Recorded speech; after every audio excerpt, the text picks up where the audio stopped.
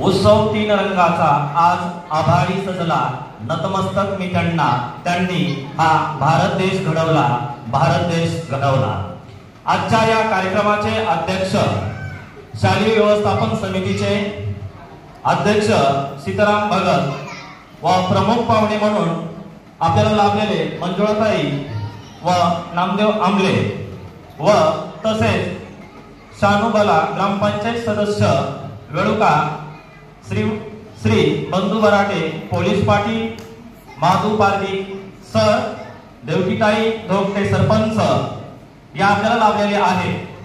आज आपल्या शाळेमध्ये की 78वा हा 15 ऑगस्ट हा दिन उत्साहामध्ये साजरा वगैरे केला जात आहे आणि हा 15 ऑगस्ट हा 1947 रोजी हा भारत देश स्वतंत्र वगैरे झालेला होता आणि हा स्वर्ण अक्षराने लिहावा असा हा दिवस वगैरे आहे।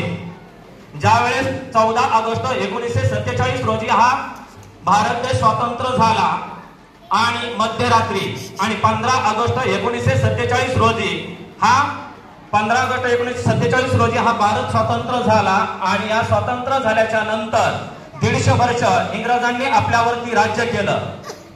या राज्य करीत असताना तारुण्यामध्ये की आपल्या या वीरांनी स्वतःचं बलिदान वगैरे दिलेलं आहे।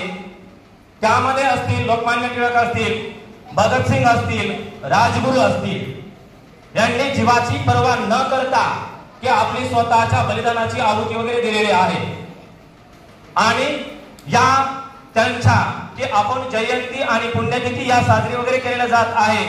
कारण की त्यांच्यामधून ह्या प्रत्येक जयंतीला ज्यावेळेस एक क्रांतिकारक एक बनलेला पाहिजे आणि या शाळेमध्ये विविध प्रकारचे उपक्रम वगैरे घेतलेले जात आहे।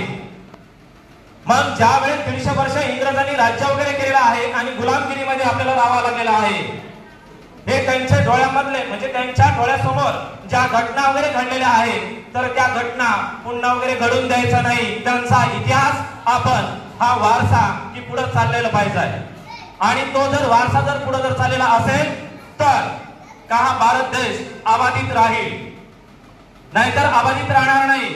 आणि त्यांनी ज्या घोषणा वगैरे दिलेल्या आहेत शेतकऱ्यांसाठी, जय जवान जय किसान का दिलेल्या आहेत?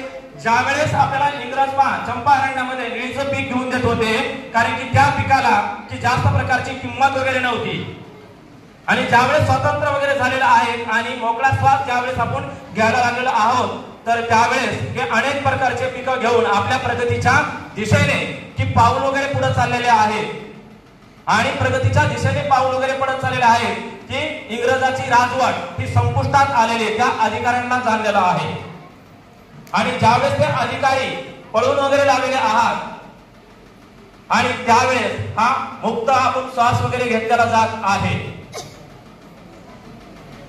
ज्या 15 ऑगस्ट निमित्ताने मला बोलण्याची संधी दिली त्याबद्दल सांस्कृतिक विभागाचे आभार मानतो। जय हिंद, जय महाराष्ट्र।